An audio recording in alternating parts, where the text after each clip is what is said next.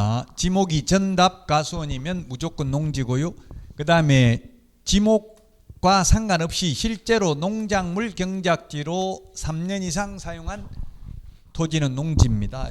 이게 중개 실무상 중요한데요. 시험을 떠나서 예를 들면 시골에서 지목이 됩니다. 제가 어릴 때 태어난 집은 초가집이었습니다. 이 초가집이 사람이 안 살면 금방 무너지고요. 지금 우리나라가 빈집이 엄청나게 많습니다. 특히 시골에는 굉장히 많아요. 그 빈집 여기다가 집터인데 지목이 되라고 있대. 지목이 된데 여기다가 3년 동안 배추를 심어놨다면 농지입니다. 지목이 되라도. 그 만약에 이 농지에다가 다시 집을 지으려면 전원주택이나 뭐 이런 거 다시 누가 살려고 집을 지으려면 농지보전부담금, 농지전용부담금이라고 하죠. 흔히 그걸 공시지가 30% 내야 됩니다. 농지에다가 집을 짓는 거니까. 그러니까 이런 거는 빨리 배추 뽑아내고 농사 안 지었다고 해야 되겠죠. 적발되면. 근데 농촌분들이 다 알아. 이런 거 적발되면 내야 된다는 거. 그래서 신고하겠다. 돈 뜯어내고 이런 것도 많다고요. 그래서 우리 시골 가서 산다고 해놓고 50% 이상 다시 돌아오더라고. 못 살고.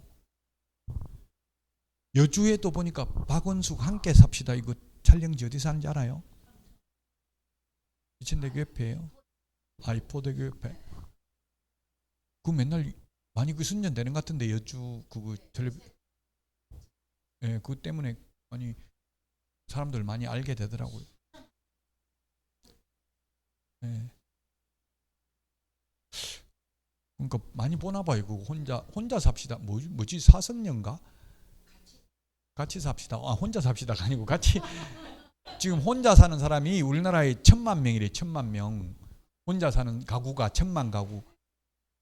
거의 지금 한 성인들 지금 5천만 국민 중에서 애들 빼면 한 3천만 명 중에서 거의 30%가 혼자 사는 사람이라고. 근데 같이 삽시다. 그러니까 이게 좀 뭔가 하여튼 그거 많이 봐요. 저도 봐요. 그거 자주. 예? 자연인 봐야 되는데 와이프가 보니까 텔레비전 하나밖에 없으니까 그냥 와이프 틀어놓은 거 할 수 없이 저도 봐야 돼요. 보기 좋든 싫든. 자, 그래서 지목과 상관없이 3년 이상 농지로 사용하면 농사를 지었으면 농지에 해당된다고. 농지법상 이게 중요하고요. 자, 그 다음에 농업인 이것도 공인중개사법에 아직 시험에 나온 적은 없습니다. 공법에 나올 수는 있는데요. 왜 이게 용어정이 농업인이 중요하냐면 농업인인 경우 우리 농어촌 특별세 받는 거 가지고 농업인들 다 혜택을 준다고요. 농업인들은 농가주택 지으려면은 어디든지 지을 수 있어요. 농지 그냥 경지정지된 논 한가운데도 지을 수 있어요. 쉽게 말하면 농업진흥구역 안에도 지을 수 있다고요. 농업진흥지역, 진흥지역 외의 농지 전부 다 가능합니다. 그래서 농업인인지 아닌지. 그래서 만약에 여러분들 배우자가 시골에 기촌, 귀농하자고 하면 당신이 가서 먼저 농업인 인정받으면 따라갈게 이렇게 해놓고 인정받고 나면 또 못 간다 이렇게 하면 되겠죠. 어쨌든 저도 와이프가 가서 혼자 가가지고 농업인 인정받고 농사지어가지고 택배로 보내라 배추 같은 거 이렇게 이야기하고서 자기는 안 따라간다고 죽어도. 좀 그게 시골에 가 사는 게 일하는 것보다 인간관계가 힘든가 봐. 옆에 사람들하고. 그 시골에서는 뭐 계속 뭐 일 같이 해주고 이래야지 안 그러면 왕따 당하더라고요.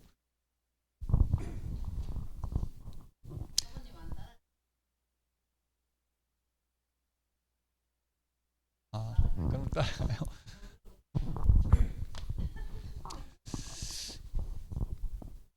와이프는 저를 안 사랑해서 그냥 혼자 가서 죽어라 이렇게 할 수도 있어요. 농업인 1000제곱미터 이상의 농지에서 90일 이상 농업에 종사하는 자 농업인이고요. 이게 일반 농지는 1000제곱미터 이상은 농사 지어야 먹고 살 수 있는데 비닐하우스 같은 고소득 농작물은 100평 이상만 이게 332 평수를 따지면 100평이죠. 100평만 돼도 먹고 살 수 있다는 이야기예요.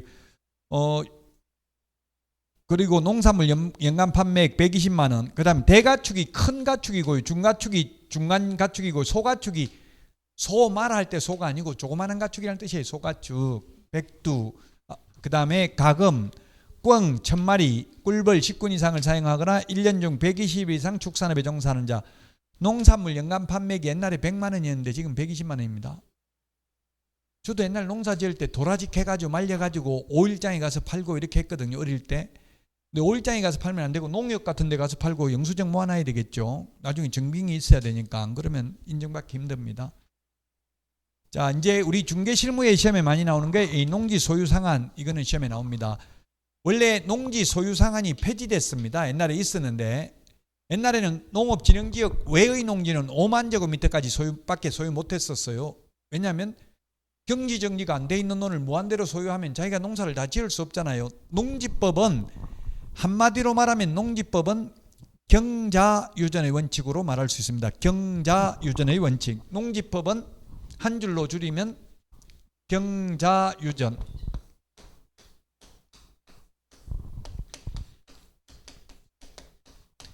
경자유전은 밭갈자만 밭을 소유해라. 이 말은 농사 지을 사람만 농지를 소유할 수 있습니다. 우리나라는. 근데 외국은 뭐 특히 대만 같은 데 이런 데는 보니까 농지법을 그 나라는 농지는 농사 짓는 땅에 사용해야 된다. 누가 사용하든 상관없다는 이야기. 세입자가 사용해도 된다고요. 근데 우리나라는 주인이 반드시 사용해야 돼. 반드시는 아니지만 원칙. 예외가 있기는 하지만 원칙적으로 주인이 농사 지어야 된다고. 세를 놓으면 안 되고.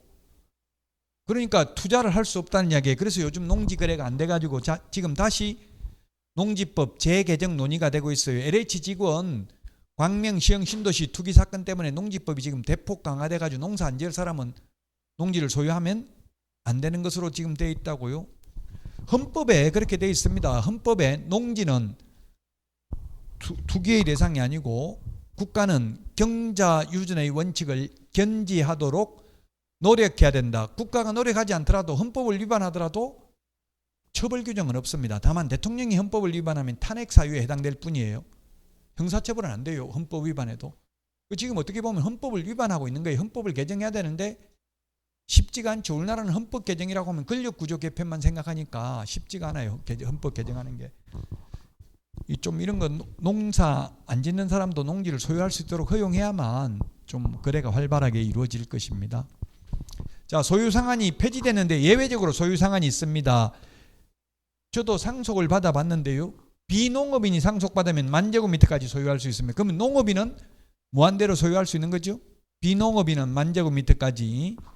8년 이상 제촌작용하다가 도시로 이농하는 경우, 제가 어릴 때 엄청나게 이농을, 우리나라가 지금 1970년도 새마을운동하고 경제개혁 5개년 계획 발표하면서 엄청나게 이동이 많이 이루어졌죠. 시골에서 도시로 1970년대부터.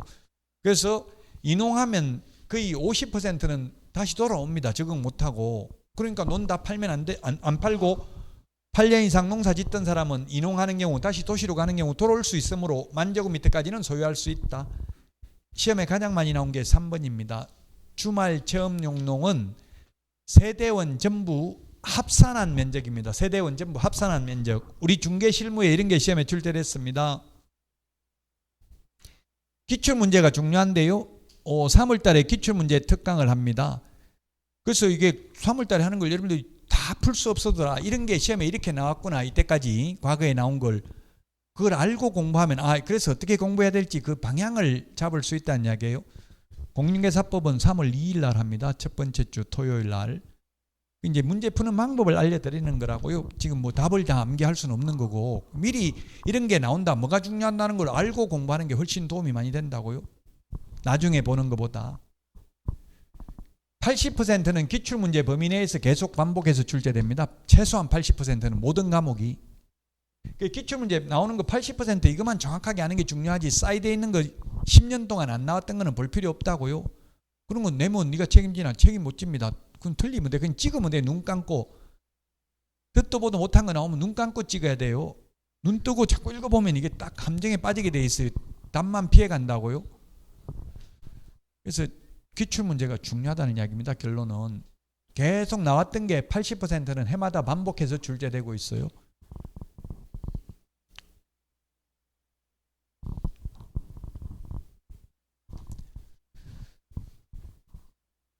자, 그래서 주말 체험용 농 어떻게 출제됐냐면 세대원인 부부가 있는데 남편 명의로 500제곱미터가 있는데 그 세대원인 부인 명의로 추가로 주말 체험을 하기 위해서 500제곱미터를 더 취득할 수 있다. 없다. 미만이니까 안 되죠. 1000제곱미터 미만. 물론 시험에는 이렇게 나오진 않았어요. 이렇게 하면 너무 어렵죠. 550인데 뭐 560 이러면은 1000제곱미터 미만이냐 이상이냐 이걸 정확하게 알아야 풀도록 나오는 게 아니고 요 정도 나왔어요. 어쨌든 1000제곱미터 초과니까 안 되죠. 이거는 제가 좀 더 어렵게 응용해가지고 500 했는데 세대원 합산입니다. 부부 합산이 아니라 세대원 합산입니다. 부부라도 세대 분리되어 있는 경우 많죠. 세대원이란 주민등록표에 같이 등재되어 있는 사람이 세대원입니다. 꼭 부부 아니라도 형제가 아니라도 같이 세대원으로 등재되어 있으면 합산합니다. 합산. 보통 뭐 우리 세법상은 부부인 경우에는 별거해도 보통 합산해서 계산하는 경우 많아요. 탈세하려고 자꾸 그러면 세대 분리하니까 1가구 1주택 이런 거 하는 경우에는 부부는 같이 세대 안 돼 있어도 합산한다고요. 1가구 2주택 이런 거 할 때 부모하고도 같이 세대원으로 등재되어 있으면 합산하죠. 원칙적으로. 그 세대를 분리해야 돼. 그래서 제가 주민등록을 저도 아들하고 같이 주민등록을 하면서 세대 분리해가지고 하니까 안 해주려고 하더라고. 동사무소 동주민센터 직원이. 안 된다는 법이 어디 있냐. 근거를 알려달라. 민원 처리에 관한 법률에 있어 민원 제기할 테니까. 아저씨 잠깐만요. 알아서 해드릴게요. 이렇게 하더라고. 그 잘 안 해주려고 그래. 원칙적으로는. 그런 것 때문에. 전부 탈세 이런 걸로 때문에 할 가능성이 많기 때문에 안 된다는 법은 없어요. 아파트 안에 두 세대가 거주하면 안 된다는 법은 없다고 우리나라 법에. 근데 원칙적으로는 이제 그러면 실사 진짜 사는지 확인해 볼 수도. 자식인데 왜 세대 분리하려고 합니까? 저보고 그러더라고. 아니 남이 하든 말든 네가 왜 신경 쓰는데 이렇게 하니까 해주긴 해.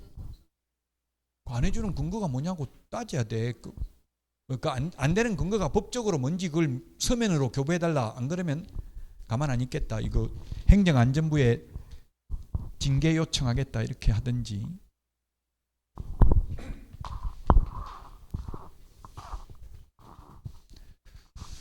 자, 세대원 합산이라는 게 이게 중요하고요. 자, 그 다음에 농지 취득 자격증명입니다. 농지 취득 자격증명을 받으라고 하는 이유는 뭐냐면 농사 지을 건지 안 지을 건지 그 의사를 물어보는 거예요. 그 농지 취득 자격증명을 받으려면 농업 경영 계획서를 작성해 가지고 제출해야 돼. 그 농업 경영 계획서에 보면은 뭐 경운기 뭐 사겠다 이런 거 다 적는다고 적는 난이 있다고요. 그렇게 경운기 사가지고 농사 짓는다 해놓고 나중에 농사 안 지으면 이제 이행강제금 내야 돼요. 그래서 농지 취득 자격증명이라는 걸 받아야 농지를 취득할 수 있습니다. 지을지 안 지을지 그 의사를 물어보는 건데요.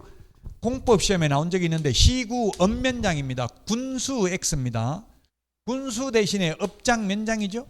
군수 대신에 업장 면장입니다. 시의 경우 이게 이천시에도 업 있죠.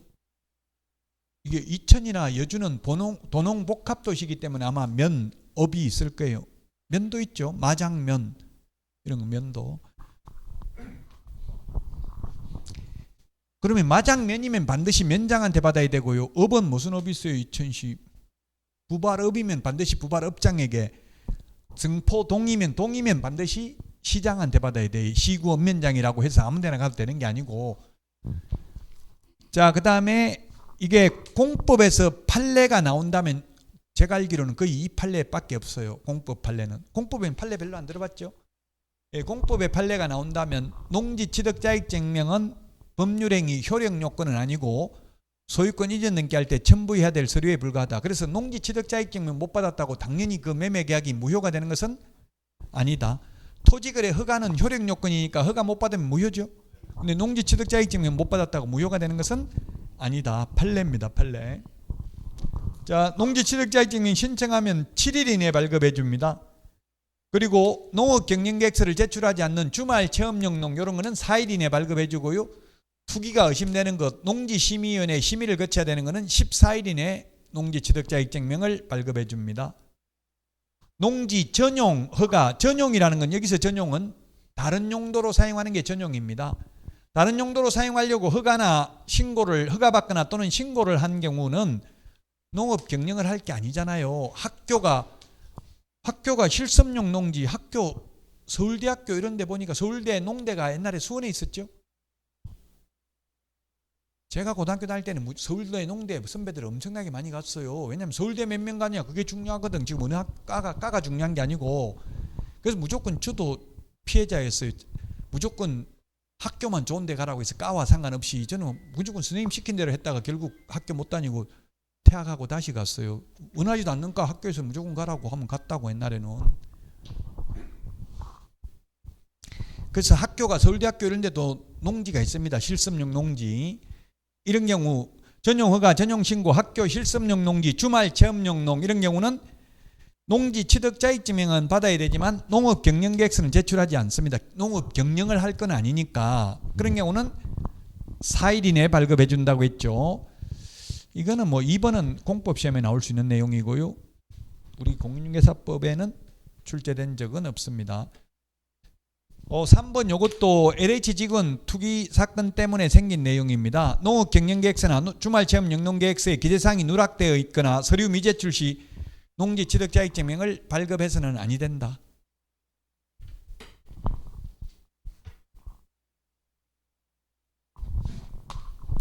광명 시흥 신도시가 지금 아직 분양 안 했는데 GTX D 노선이 지나가는 것으로 이번에 발표가 됐죠. 신도시 이 GTX 노선이 전부 신도시 그 교통 대책이더라고 보니까 3기 신도시와 2기 신도시.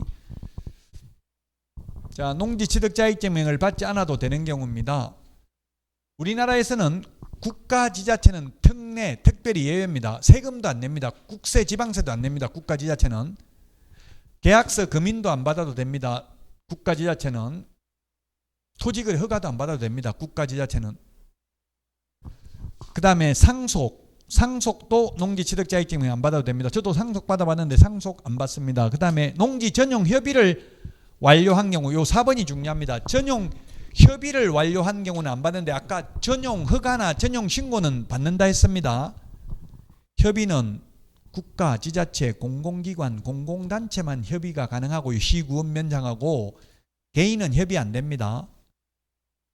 그래서 협의를 한 경우 안 받아도 되고요. 합병, 분할은 자기 거 자기가 다시 가져가는 거예요. 그러니까 다시 농지 취득 자격증명 받을 필요 없고 시효 취득 20년 시효 완성으로 취득하는 경우 농지 취득 자격증명 받을 필요 없습니다.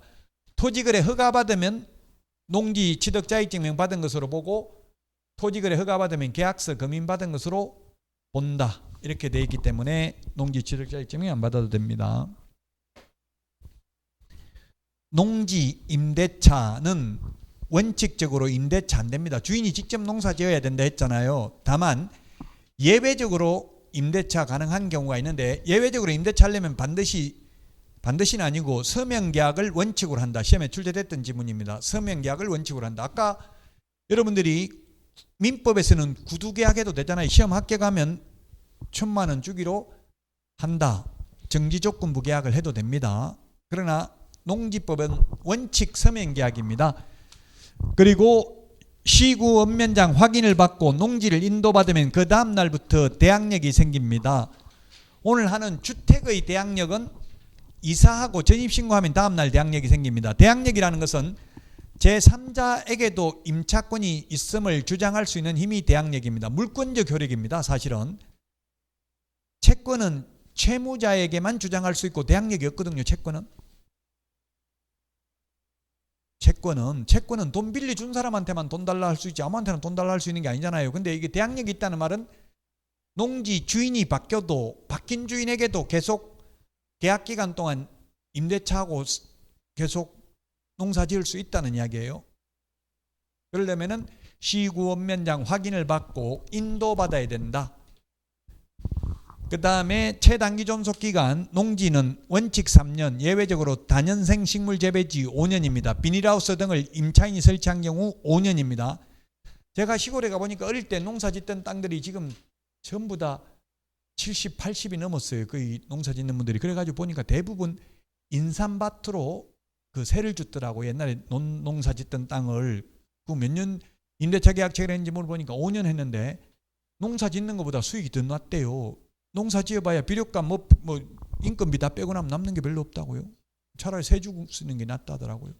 5년이에요. 5년. 인삼 6년근 이런 말 하잖아요. 그 6년근은 우리나라에 없대요. 사실은 거의 5년 4년 이런가 봐요. 5년 해도 그냥 6년근이라고 파는 것 같아요.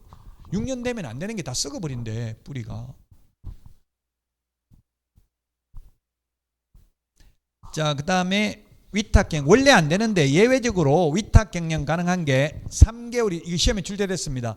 3개월 이상 국외에 여행 중인 경우, 3개월 이상 병원에 입원한 경우, 3개월 이상 교도소 복역 중인 경우. 왜냐하면 농작물은 3개월 이상 아예 방치해버리면 잡초밖에 없죠. 농작물은 안 보이고요. 저도 뭐 이거 배추도 심어봤고 호박도 심어봤는데 와이프가 못하고 그래서 지금 못하고 있어요. 하고 싶은데 농사도 못 짓고 그래서. 근데 보니까 내버려 두니까 이 잡초밖에 없더라고요. 그 못하고 한 이유가 제가 산에 가가지고 와이프한테 전화해가지고 여기가 어디고 하고 약간 정신을 잃었었어요. 그래가지고 뇌졸중 비슷하게 그래가지고 못하고 하더라고 이제 절대. 자, 임신 중이거나 분만 후 6개월 미만인 경우, 저는 어머님이 태어나자마자 그날 바로 모심으로 나갔다 하더라고요. 오후에. 근데 지금은 6개월간은 직접 농사 안 지어도 됩니다. 6개월 미만. 그 다음에 60세 이상 5년 이상 농사 짓던 사람은 농업경영에 이용한 농지를 임대 무상 사용하게 할 수 있다. 옛날에는 60세 이상으로서 5년 이상 농사 짓던 사람이 더 이상 농업경영에 종사하지 않는 경우에만, 본인이 농사 안 짓는 경우에만 임대차 할 수 있었는데 지금은 자기가 농사 지으면서도 임대차 할 수 있어요. 차이점이 60세 5년. 요즘은 60세면 시골에 가면 애기입니다. 애기. 최고 어린 애들이 60세예요. 이행강제금입니다. 이행강제금 있는 법이 여러분들이 공법에서 건축법, 농지법 두 개 공법 시험에 출제됐어요. 어떻게 나왔냐면 다음 중 이행강제금 제도가 있는 법으로 바르게 연결된 것은 국토의 기획 및 이용에 관한 법률, 도시개발법 이런 식으로 연결돼 있었다고요. 건축법하고 농지법 두 개입니다. 건축법에도 그 건축법을 위반하면 이행강제금 1년에 2회 범위 내에서 부과할 수 있죠. 예를 들면 생활형 숙박시설을 분양받아가지고 아파트로 그 주택으로 사용하면 이행강제금 10% 부과합니다. 1년에 2회 범위 내에서. 그럼 한 번 2회 범위 내에서니까 무조건 2년에 두 번 부과하는 게 아니라 한 번만 부과할 수도 있죠. 그러면 10년만 지나면 전부 이행강제금으로 내야 돼요. 그 분양 가격을 전부 다. 그 농지법에 있고요. 또 지난주에 했던 우리 부동산 거래 신고 등에 관한 법률에서 허가받은 목적으로 사용 안 하면 이행강제금은 오늘 첫 시간 했잖아요. 지금 처음 시작할 때 방치하면 10%, 임대하면 7%, 이용 목적을 변경하면 5%, 기타 7% 이행강제금 부과하고요. 오늘 강의한 것 중에서 말 안 했는데 장사 등에 관한 법률도 이행강제금 시험에 나온 적이 없기 때문에 제가 말을 안 했습니다. 60년 지나고 나면 1년 이내에 화장 또는 봉안해야 된다고 했죠.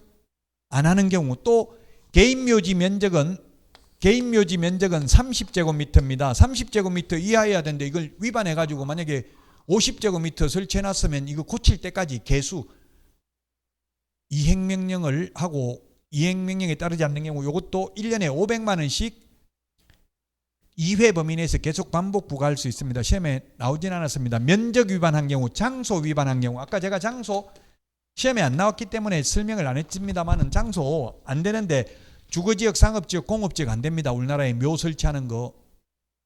일본은 주거지역에 다 설치해놨죠. 자기 조상들 죽은 거 그 하얀 막대기 이런 거 꽂아놨더라고. 그 자기 집 마당에다가. 우리나라에는 안 돼요. SBS 세상에 이런 일이 뉴스에 나온 거 봐서 어떤 아들이 자기 집 마당에다 부모님 묘 설치해놓고 아침에 절하고 가고 갔다 와서 다녀왔습니다. 절하고 이러더라고요. SBS 세상에 이런 일이. 그래서 제가 SBS 시청자 게시판에다가 불법행위 조장하는 SBS 자폭하라 이렇게 해가지고 글을 올렸어요. 불법이라고 우리나라에서는 안 돼. 그 자기 집 마당에도. TV조선에 보니까 또 희한한 사람이 있더라고. 자기 부인 죽었는데 그 부인 관 옆에다 굴 뚫고 들어가서 아침에 저녁에 거기서 자고 아침에 기어 나오는 남자도 봤어요. 그 남자는 부인 살았을 때 잘했겠어 못했겠어요? 살아있을 때 잘하지. 살아있을 때 엄청 못한 사람이에요. 제 경험칙에 의하면. 잘한 사람은 그렇게 하지도 않아요. 저도 어머니 살아계실 때 엄청나게 잘했는데 돌아가시고 지금 10년 동안 한두 번인가 갔나? 거의 안 갔어요. 산소에도 묘에도. 어머니가 오지 말고 있을 때 나 먹고 싶은 거 그 이천 쌀밥집 어머니 모시고 한 10번도 넘게 왔어요. 여기도. 어머니가 먹고 싶다 해서 그런 거는 많이 했는데 돌아가시고 나서는 전혀 안 했어요. 어머니가 안 해도 된다 하더라고. 그래서 그 유언을 지켜드린 거예요. 그 살아있을 때 잘하라고요. 돌아가시고 나서 하지 말고. 어쨌든 그 장사 등에 관한 법률에서도 장소, 설치하면 안 되는 장소에 설치하거나 기간을 위반했거나 면적을 위반하면 이행강제금 부과하는 게 있기는 있습니다. 시험에 나온 적은 없고요.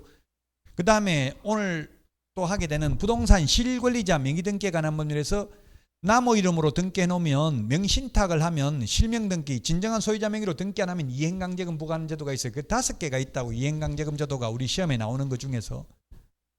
이게 지금 농지법 이행강제금입니다. 농사 안 짓는 게 적발되면 1년 이내에 세대원이 아닌 자에게 처분해야 됩니다. 농 팔아먹으라고 하니까 자식한테 팔고 배우자한테 팔고 하면 의미가 없잖아요, 결국. 그래서 세대원이 아닌 자에게 처분해야 되고, 처분 안 하면 처분 명령을 하고, 처분 명령이 있은 날로부터 6개월 이내 처분 안 하면 이행강제금을 부과하는데 이게 바뀌었습니다. 옛날에 20%였는데 25% 바뀌었고요.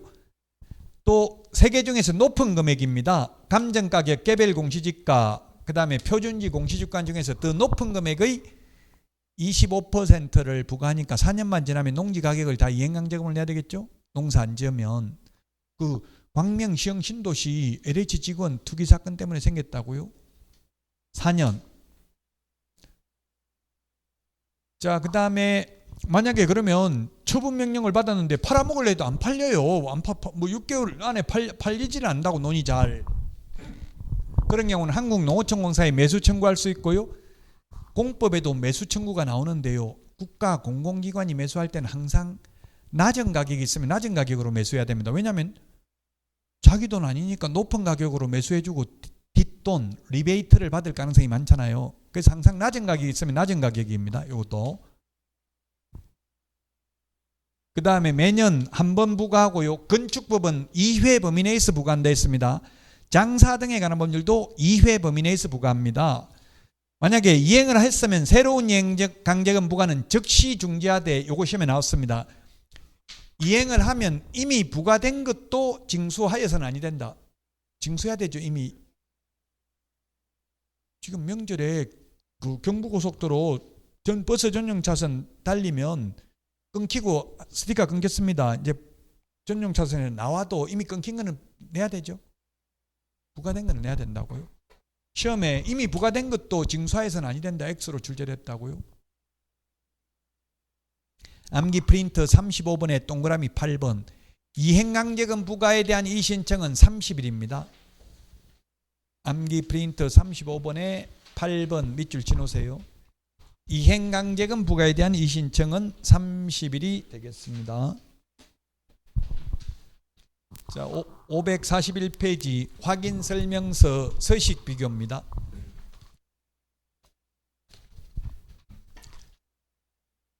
확인설명서 서식이 1, 2, 3, 4 4개 서식이 있는데 1이 주거용, 2가 비주거용, 3이 토지, 4가 임목, 공장재단, 광업재단 4가지 서식이 있습니다. 자, 이 4가지 서식에 공통적으로 기재되는 사항이 대권, 금세, 실수. 대권 잡으면 금세, 실수한다.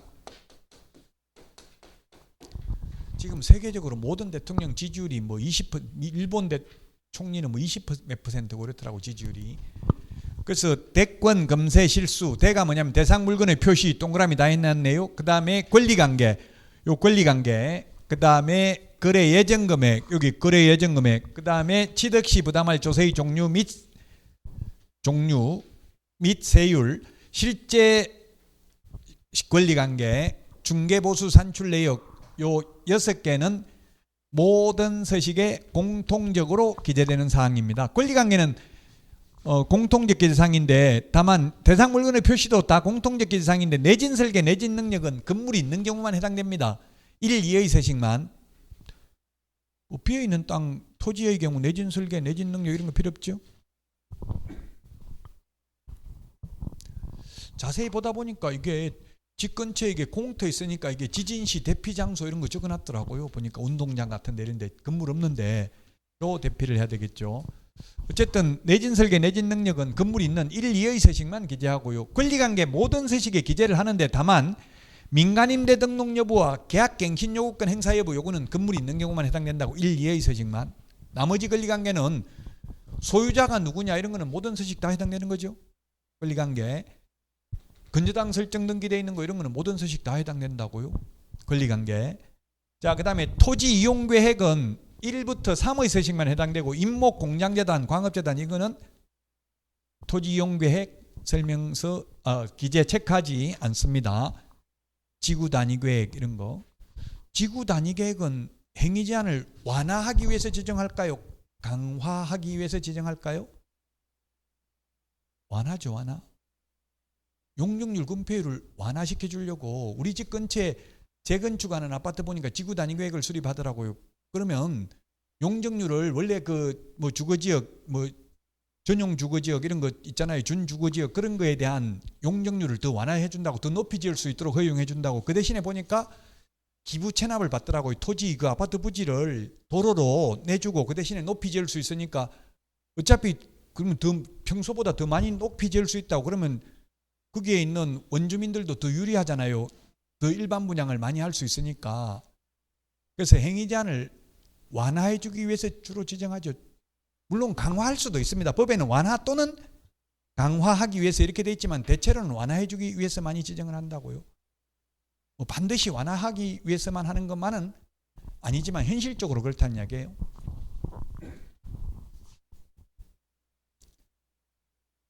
자, 그 다음에 입지 조건, 이것도 시험에 나왔는데 입지 조건은 도대주 1의 서식 도대주 교판, 2의 서식은 도대주, 3의 서식은 도대입니다. 도가 도로, 대중교통, 주차장, 교육시설, 판매 의료시설입니다. 1의 서식은 도대주 교판, 2의 서식은 도대주, 3의 서식은 도대.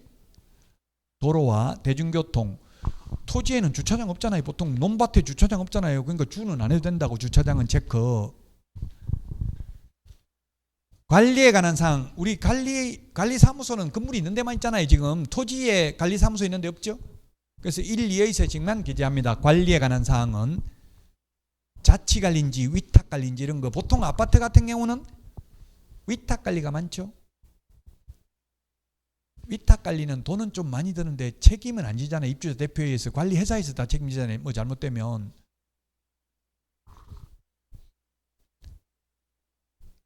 그 관리사무소 소장 바꾸고 싶으면 어디다 이야기해야 돼요? 입주자 대표회의, 분유회 아니면 관리회사 어디다 이야기하면 바꿔줘요?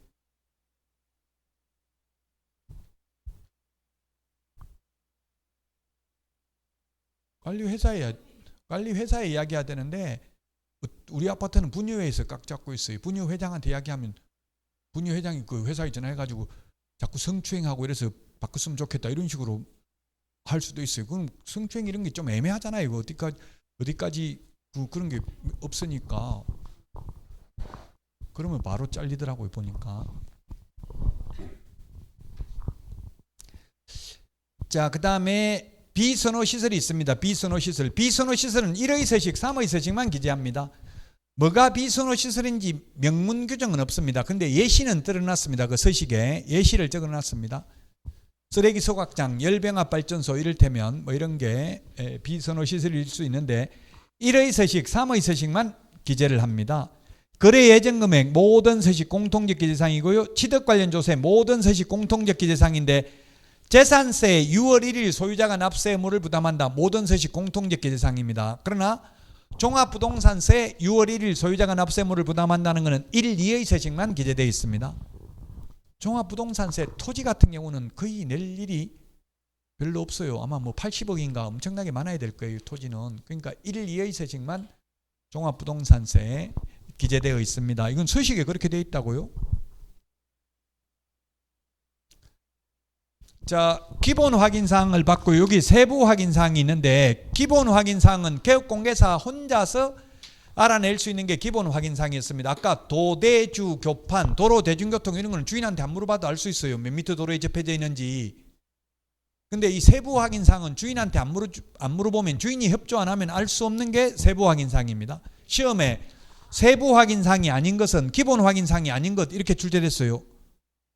근데 기본 확인사항이 아닌 것 이렇게 출제되니까 굉장히 어렵더라고. 지금 무슨 생각을 했냐면 이거 확인 안 해도 되는 것인가 이렇게 생각하면 답을 못 찾는다고요.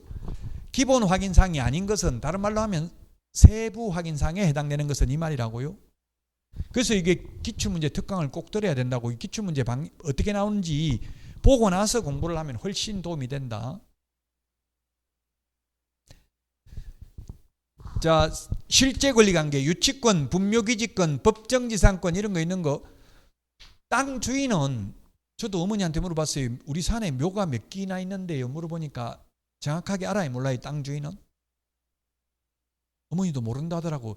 우리 묘는 알겠는데 남들이 그 자꾸 갖다 묘를 만들어놔서 그거 알 수가 모르겠다 이러더라고. 왜 그럼 남들이 묘 우리 땅에다 갖다 묘 설치하는데 가만 놔놓는데요 하니까 그 나무 묘 잘못 손대면 죽는다 그냥 내버리더라 그거. 이렇게 이야기하더라고요. 옛날엔 시골에서 그냥 나무 타는데 묘 새벽에 갖다 설치하고 이래도 그냥 내버려뒀어요. 함부로 묘 파낼 수가 없고 뭐 어떻게 소송하는지도 모르고 이러니까 그럼 몇 개가 있는지 알 수도 없어요. 주인도 잘 몰라요. 그래서 여러분들이 특이하게 임야를 중개할 때는 분묘가 몇 개가 있다. 나중에 추후 발견되면 어떻게 처리할 건다 이런 걸 좀 적어 놓는 게 좋아요. 특약으로. 뭐 그럼 만약에 처리 안 하면 나중에 잔금 칠 때 분묘 일기당 뭐 2천만 원씩 감액하기로 한다. 예를 들면 그러면 막 땅 주인이 무슨 2천만 원씩이나 그럼 묘 그럼 이장 안 할 겁니까? 그럼 그대로 계속 나눌 겁니까? 이런 식으로 또 요구를 하면 되겠죠. 계약하기 전에 요구하는 거는 다 받아준다고. 계약하고 나면 이제 묘이장 한다는 말 안 했잖아 이렇게 나온다고. 그럼 개업공개사 골치 아파요. 묘이장 안 한다고 했는데 땅 사는 사람은 당연히 이장할 걸로 알고 사고 이러면은 분쟁이 생긴다고. 그러면 개업공개사 피곤해진다고요. 그럼 개업공개사는 특약으로 뭐 명확하게 적어놓고 이장하기로 한다 해놓고 이장 안 한 거는 개업공개사 책임이 아니잖아요. 판 사람이 이장한다고 했으면 이장해야 되고 그건 소송해가지고 강제 집행하면 돼요. 이장하기로 한다라고만 명시적으로 말만 하면 그는 효력 발생하는 걸로 되어 있어요. 옮겨야 되는 걸로 이장한다 했으면. 자, 그 다음에 내외부 실설물의 상태인데 주거용의 일의 서식의 경우 단독 경보용 감지기 설치했는지 여부를 체크해야 되고요. 단 아파트는 제외합니다. 단독 경보용 감지기하고 아파트에도 단독 경보용 감지기하고 비슷한 게 설치되어 있어요. 화재 경보기 이런 거 있잖아요. 그 연기로 인식하는 게 있고 열 감지기가 있고 두 가지가 있더라고요. 요즘은 가스레인지도 옛날엔 제가 가스레인지 막 냄비 많이 태 먹었는데 요즘은 자동으로 불이 꺼지더라고. 왜 그런지 모르겠는데 물 없이 그냥 있으면 꺼지죠 자동으로. 왜 그래요? 왜 그런지는 모르겠는데 꺼지게 돼 있어요. 그러니까 물이 없으니까 그냥 자동으로 꺼져버리더라고요. 옛날에 막 태워먹고 물 낼 뻔했는데 어쨌든 단독 경보용 감지기하고 아파트에 있는 열 감지기하고 차이점이 뭐냐 하면 제가 강의하니까 소방서 서장이 연락 왔더라고. 저보고 강의 잘못했다고. 저 똑같은 거다 이렇게 했더만 다르다 하더라고. 뭐가 다른데 물어보니까 단독 경보용 감지기하고 아파트 설치되어 있는 거 아파트에 되어 있는 건 전선으로 연결되어 있대요. 그래서 거의 영구무한히 사용할 수 있고 단독 경보용 감지기는 배터리를 사용해서 갖다 꽂기 때문에 그 유효기간이 10년이래. 10년 되면 다시 10년도 안 가요? 그럼 소방서에서 10년이라던데 뭐 유효기간이 얼마인가는 시험에 안 나오는데요.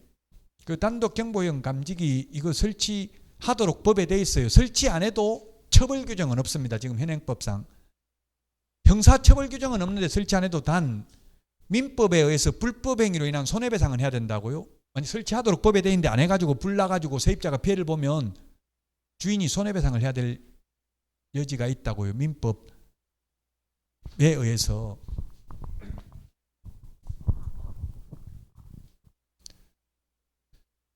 자, 그래서 단독 경보용 감지기는 이건 아파트는 제외됩니다. 아파트는 다 설치되어 있다고요. 그 아파트는 주택법에 의해서 다 설치되어 있기 때문에 단독 경보용 감지기보다 더 좋은 게 설치되어 있다고. 전선으로 연결된 게. 그래서 따로 단독 경보용 감지기를 설치할 필요가 없는데 단독 경보용 감지기는 각 실마다 설치해야 돼. 거실이 있고 방이 두 개면 방마다 다 설치해야 된다고요. 단독 경보용 감지기. 그래서 이런 거 설치 안 돼 있으면 원룸 같은 거 주인한테 요즘은 이거 설치해야 됩니다. 이거 하는데 한 5만 원도 안 들어요. 인터넷으로 사면 돼. 그러니까 만 원밖에 안 하니까 사가지고 만 원인가 모르겠는데 뭐 그 소화전하고 같이 해도 얼마 안 한다고. 소화전 그 불나무 이거 뿌리는 거 있잖아요. 그거하고 같이 해놓는 게 좋아요. 아파트에도 다 있더라고. 소화전 그 불나면 이게 뿌리는 거 다 있더라고요. 찾아보니까 어디 처방하는지 몰라서 그렇지. 아파트에 보면 줄 타고 내려가는 것도 다 있죠. 왕강기도 여기도 있잖아요. 이거 왕강기 우리도 불나면 타고 내려가는 거. 우리는 저거만 있고 줄은 안 보이네.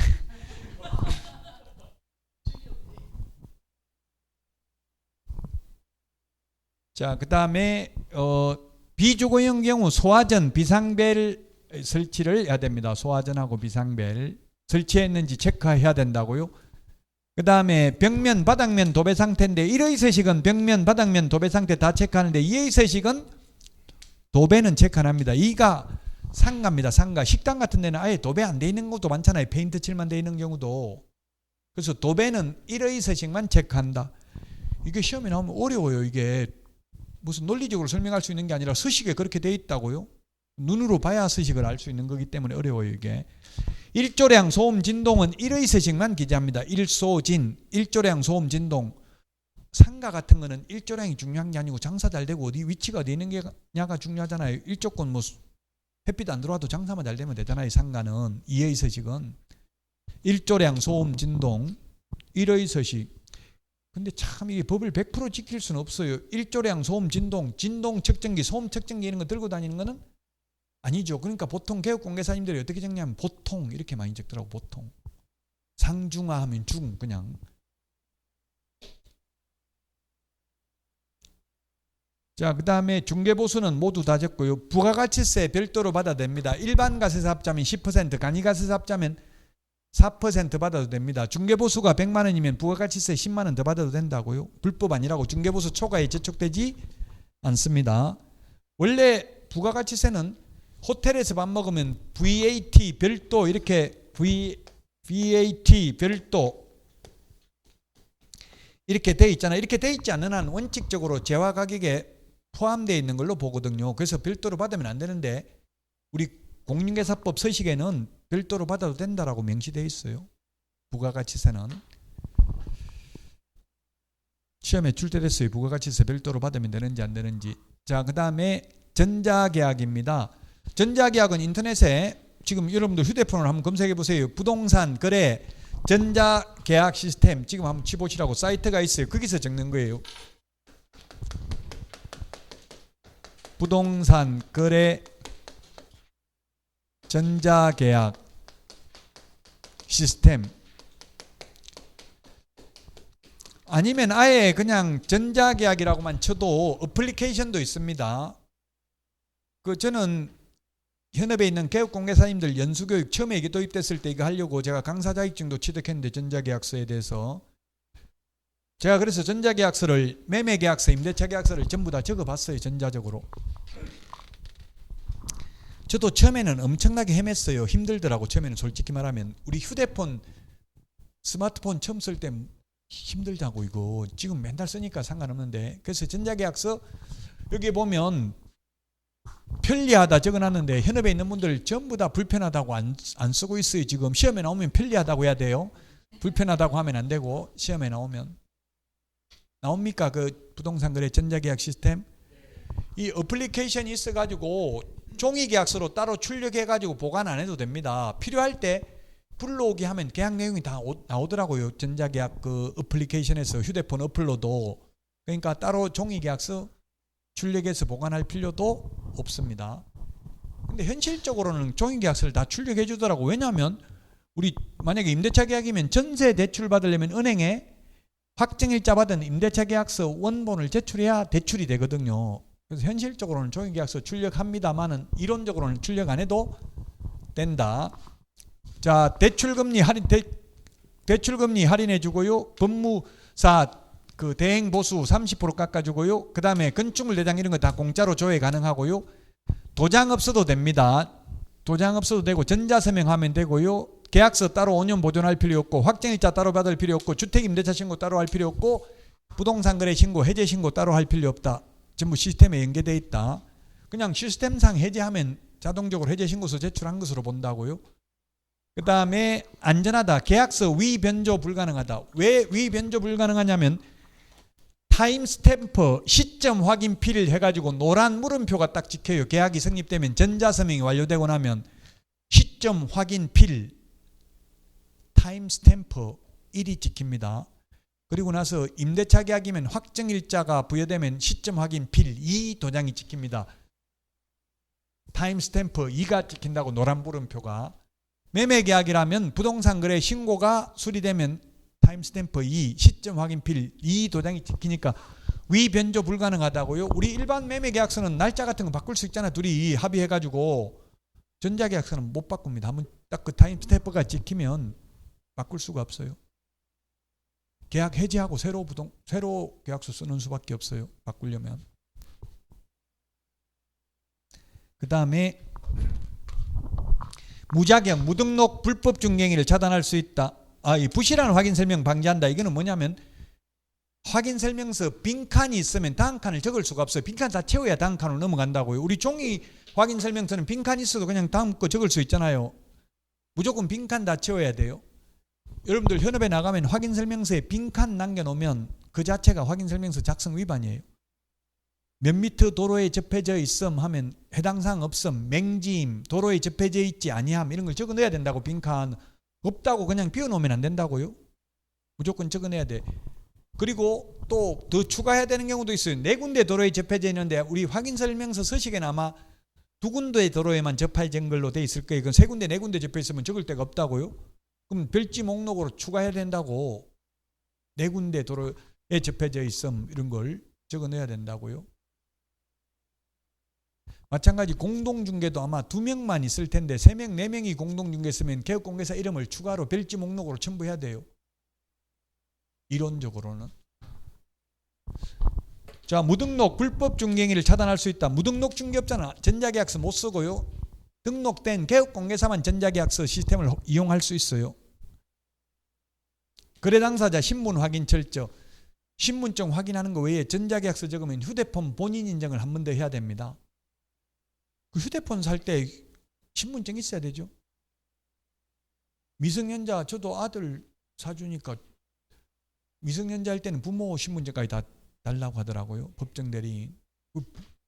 휴대폰 할 때 본인 확인했기 때문에 휴대폰 본인 인증을 한 번 더 하고, 따라서 이 전자계약서는 본인 명의의 휴대폰이 있어야 돼요. 의외로 본인 명의 아닌 거 휴대폰 가진다는 사람 많더라고요. 애인이 사줬다고 애인 명의로 된 사람도 많더라고요. 안 됩니다. 본인 명의 휴대폰이 있어야 전자계약서 작성 가능합니다. 개인정보 암호화로 안심거래를 지원함으로 안전하다. 그래서 시험에 만약에 전자계약서를 작성하면 정보가 유출될 우려가 있다 하면 X예요. 시험에 나오면. 안전하다.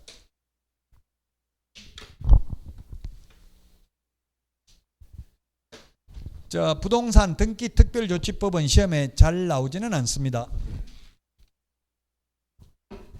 소유권 이전 등기, 쌍무계약은 반대급부 이행을 완료한 날로부터 잔금 치른 날로부터 60일 이내 부동산 거래 신고가 아니라 소유권 이전 등기 신청해야 됩니다. 안 하면 60일 이내 안 하면 취득세 빼기 2% 곱하기 5배 과태료입니다. 이하 과태료입니다. 10%가 되겠죠.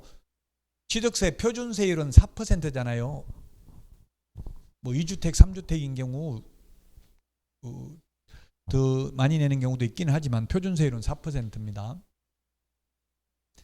자, 그 다음에 미등기 전매하면 안 된다.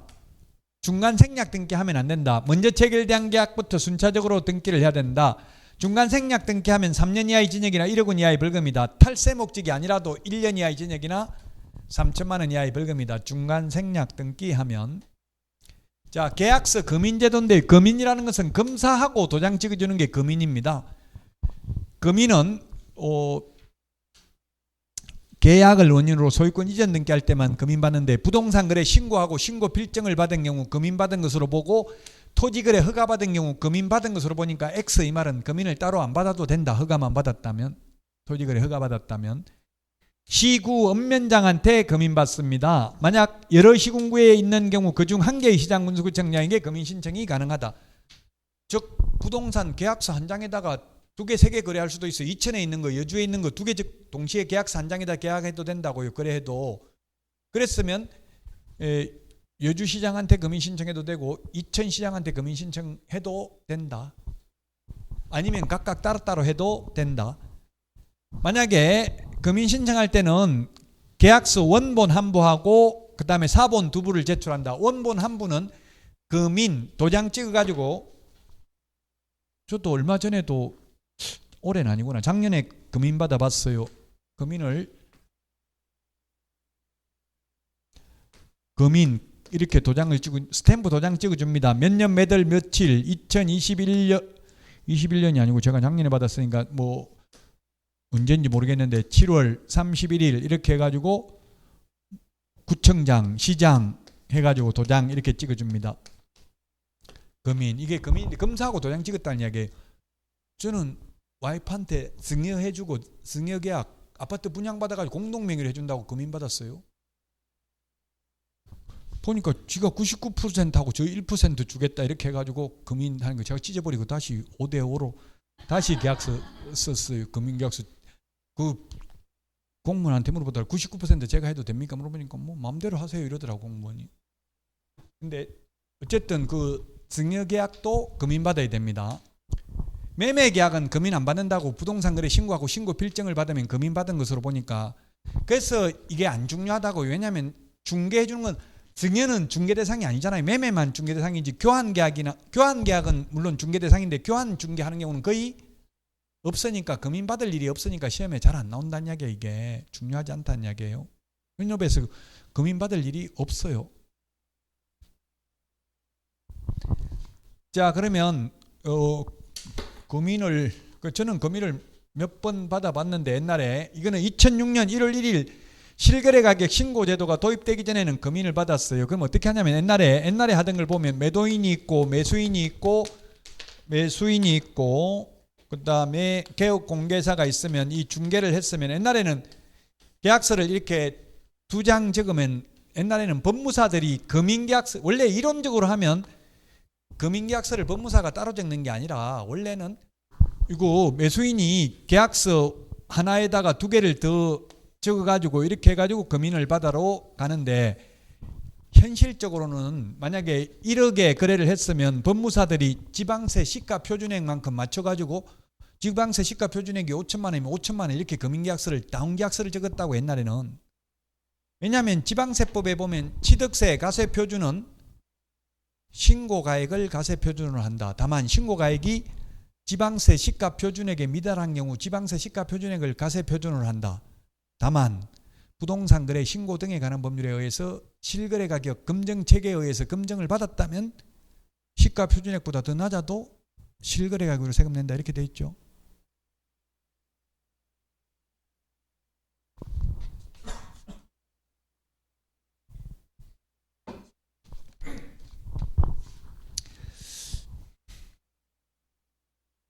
이게 둘 이상의 시군구에 걸쳐 있는 경우 시군구 플러스 한 부의 사본을 더 제출해야 된다. 이렇게 원래는 사본 2부만 제출하면 되는데, 그러면 한 부는, 원본은 금인 도장 찍어가지고 돌려줍니다. 금인 신청한 사람한테 돌려주면 이걸 가지고 등기소에 등기 원인을 증명하는 서면으로 옛날에는 제출했어요. 근데 지금은 실거래가격 신고 필증을 제출한다고, 소유권 이전 등기할 때 매매인 경우는. 그리고 한 부는 시장군수구청장이 보관하고 한 부는 관할 세무서에 송부해서 과세자료로 활용하도록 합니다. 그러나 둘 이상의 시군구에 걸쳐 있는 경우 시군구수 플러스 한 통의 부본을 더 제출해야 된다고요. 만약에 이천도 있고 여주에도 있는 거 부동산 2개일 경우에는 사본을 3개 제출해야 되면, 한 부 남는 거는 만약에 이천시장한테 금인 받으려면 나머지 한 부는 여주시장한테 송부해 준다고요. 이런 일은 제가 법무사들 다 물어봐도 이렇게 해본 사람 한 명도 없더라고. 경험 있는 사람 20년 법무사에도 한 번도 자기도 안 해봤대. 이거 둘 이상의 시군구에 걸쳐 있는 경우, 현실적으로는 계약서 한 장에다가 법인이 이런 게 아닌 경우는 여러 개 물건을 동시에 다 적는 경우는 극히 희박하다는 이야기예요. 이론적으로는 가능하죠. 계약서 한 장에다가 원래 법인 인수합병 이런 거 하면 뭐 별지 목록으로 첨부해가지고 쭉 10개 부동산 다 적을 수도 있는 거잖아요. 이론적으로는. 근데 현실적으로 이런 일은 거의 없으니까 시험에도 거의 안 나온다. 형식적 심사, 이거는 시험에 나왔는데 실질적 심사가 아니고요. 우리 등기법에서도 전부 다 형식적 심사만 하죠. 등기관이 실체 권리 관계와 부합하는지 확인 안 합니다. 그냥 서류만 보고 형식적으로만 본다고. 즉 다운계약서 적는 이런 거 진짜 1억에 산 거 맞냐, 1억 입금시킨 거 입금표 표자 이런 말 안 한다고요. 형식적 심사만 한다고요. 계약서에 1억 적혀 있으면 그래 1억 그냥 거래한 걸로 본다고요. 실질적 심사한다 X입니다. 금인 신청은 계약 당사자 중 1인이나 그 위임을 받은 자, 계약서를 작성한 변호사, 법무사, 개업공개사가 금인 신청할 수 있습니다. 시험에 의뢰인의 요청이 있는 경우 개업공개사는 반드시 금인을 신청해 주어야 한다. X로 출제되었습니다.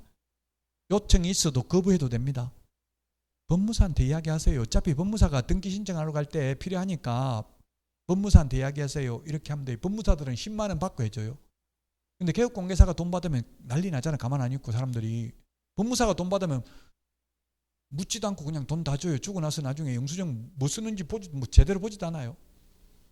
취득세 이런 것도 보통 법무사한테 맡기고 그러잖아요. 내는 거 돈을. 자, 금인계약서 필요직기재사항 당모가지 개대가리 중위조한다. 암기 프린트 10번 당사자 목적부동산 계약년월일 대금지급관계 개업공개사가 있을 경우 개업공개사 조건기한이 있을 경우 조건기한 반드시 기재해야 된다. 시험에 잘 안 나옵니다. 9번은 반드시 암기해야 되는데 암기 프린트 10번은 시험에 잘 안 나온다고요.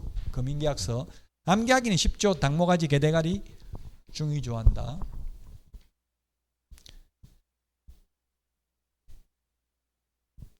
자, 명의신탁부터는 쉬었다가 하도록 하겠습니다.